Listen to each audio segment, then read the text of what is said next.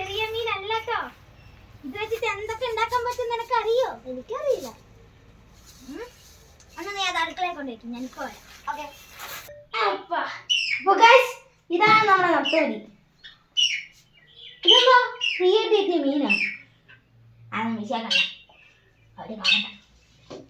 അപ്പൊ ഗൈസ്, നേരക്കാൻ തുടങ്ങാം.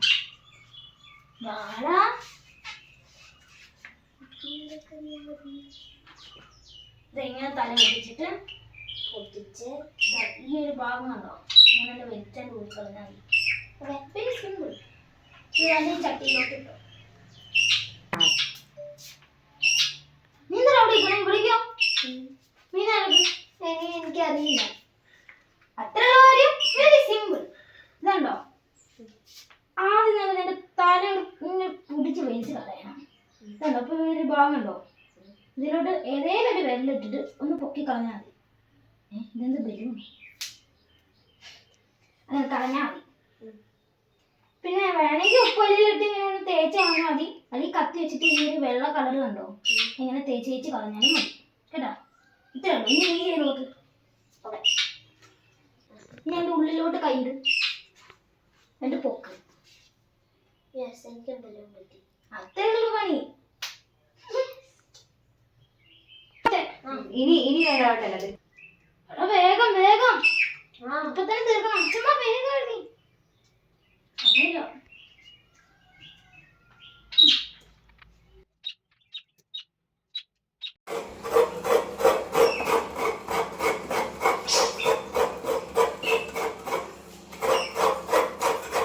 കാന്താരിമുളക്, അതിനായി കാന്താരിമുളകുകൾ വേണം. വീട്ടിൽ തന്നെ ഉള്ളതുകൊണ്ട് ഞങ്ങൾ രക്ഷപ്പെട്ടു. കണ്ടോ, വലുതും ഉണ്ട് ചെറുതും ഉണ്ട്. അപ്പോൾ നമുക്ക് ആവശ്യമുള്ള മുളക് നമുക്ക് പറിച്ചെടുക്കാം. അപ്പോൾ ഇത്രയും മതിയായിരിക്കും. അപ്പോൾ നത്തോലി കൊണ്ട് നമ്മൾ ആദ്യം ഉണ്ടാക്കാൻ പോകുന്നത് മീൻ പീരിയാണ് കേട്ടോ. അതിനായി തേങ്ങ ചെരുവിയിട്ടുണ്ട്, കുറച്ച് കരിവേപ്പിലയുണ്ട്, ഇഞ്ചി നമ്മൾ താൻ്റെ തൊലിയൊക്കെ പറിച്ച് വൃത്തിയാക്കി വെച്ചിട്ടുണ്ട്, വെളുത്തുള്ളി, കാന്താരി, മഞ്ഞൾപ്പൊടി, ചെറിയുള്ളി, പിന്നെ കുടംപുളി വെള്ളത്തിലിട്ട് വെച്ചതും. അപ്പോൾ ഇനി നമുക്ക് ചെറിയുള്ളി ചതച്ചെടുക്കാം.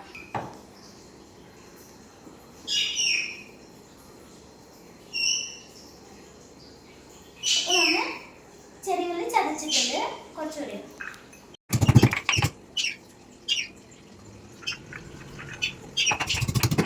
നമ്മള് ചെറിയുള്ളിയും ഇഞ്ചി വെളുത്തുള്ളിയൊക്കെ ചതച്ചെടുത്തിട്ടുണ്ട്.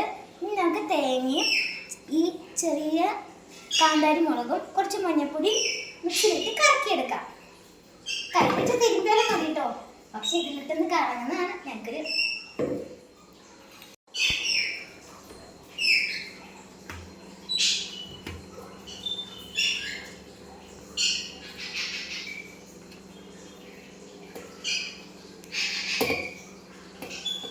നമുക്ക് കാന്താരി ഇടാം.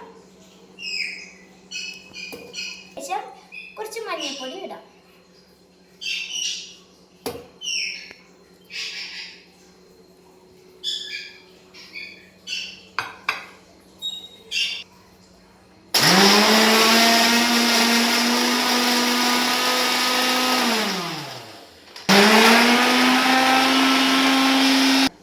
അപ്പോൾ തേങ്ങ നന്നായിട്ടൊന്ന് ചതഞ്ഞ് കിട്ടിയിട്ടുണ്ട് കേട്ടോ. ഇത്രയും ചതയാവൂ കേട്ടോ, ഇതിന് കൂടുതൽ അരയാൻ പാടില്ല. അതിലേക്ക് നമ്മൾ ചതച്ചെടുത്ത ഉള്ളി, അതിനോടൊപ്പം തന്നെ വെളുത്തുള്ളിയും ഇഞ്ചി ചതച്ചത്, പിന്നെ നമ്മൾ നേരത്തെ കുതിർത്തി വെച്ച കൊടംപുളിയും ഇട്ട് കൊടുക്കാം.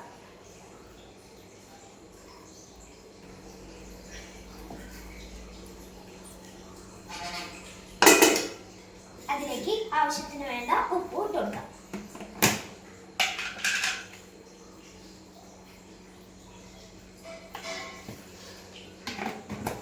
ഇനി നമുക്കത് നന്നായിട്ട് ഇളക്കിയെടുക്കാം.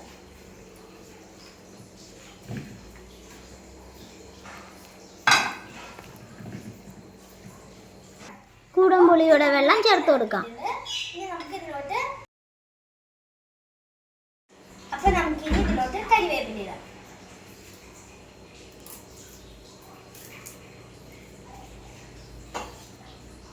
ഇനി നമുക്കിത് അടുപ്പിലോട്ട് വെക്കാം.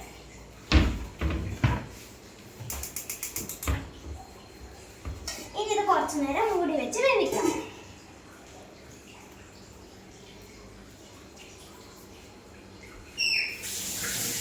അപ്പോൾ ഗൈസ് ഇപ്പൊ തന്നെ 5 മിനിറ്റ് ആയി ഇത് വെച്ചിട്ട്. ഞാൻ ലോ ഫ്ലെയിമിലായിരുന്നു വെച്ചത്. നമുക്ക് തുറന്നു നോക്കാം. നല്ല മണം. ഇത് ഇളക്കുമ്പോഴേ നിങ്ങൾ സ്പൂൺ വെച്ചിട്ട് ഇളക്കാൻ ശ്രമിക്കണേ. വലിയ തവി കൊണ്ട് ഇളക്കുമ്പോൾ ചിലപ്പോൾ ഇത് പൊടിഞ്ഞു പോകാൻ ചാൻസ് ഉണ്ട്. അപ്പം നമുക്കൊന്ന് ഇളക്കി കൊടുക്കാം. പതുക്കെ വേണം കേട്ടോ ഇളക്കേണ്ടത്.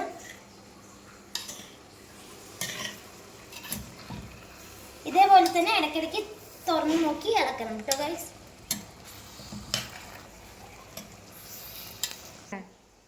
അപ്പോൾ ഗൈസ് നമ്മളിത് ഇളക്കി കൊടുത്തിട്ടുണ്ട്. ഇനി നമുക്ക് വീണ്ടും കുറച്ച് നേരം കൂടി അടച്ചു വയ്ക്കാം. അപ്പോൾ ഗൈസ് ഏകദേശം 2 മിനിറ്റ് ആയിട്ടോ. നമുക്കിനി മീൻ വെന്തോ നോക്കാം.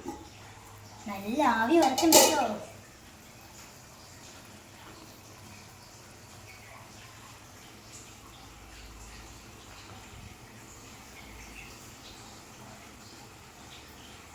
അപ്പോൾ ഗൈസ്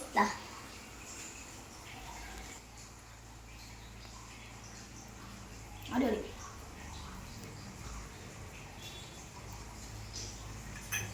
ഇനി നമുക്ക് ഇതിലോട്ട് കുറച്ച് കരിവേപ്പില ഇട്ട് കൊടുക്കാം.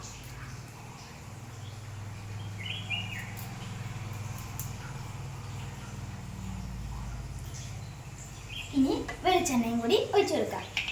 നിങ്ങൾക്ക് വേണമെങ്കിൽ സ്പൂണിലൊക്കെ ഒഴിച്ചിട്ട് ഇട്ട് കൊടുക്കാം. ഞങ്ങളുടെ പിന്നെ ഇങ്ങനത്തെ ആയതുകൊണ്ട് ഞങ്ങൾ ഇങ്ങനെ ഒഴിക്കുന്നത്.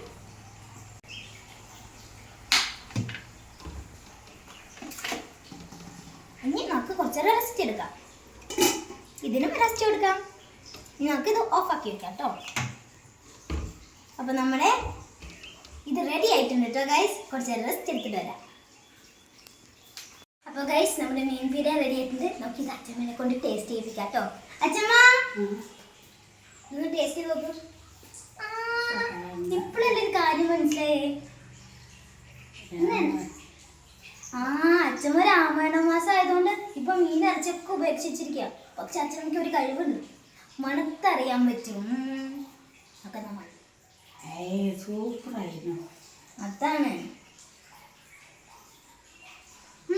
അടിപൊളി. നിങ്ങൾ എല്ലാവരും ട്രൈ ചെയ്യാം കേട്ടോ.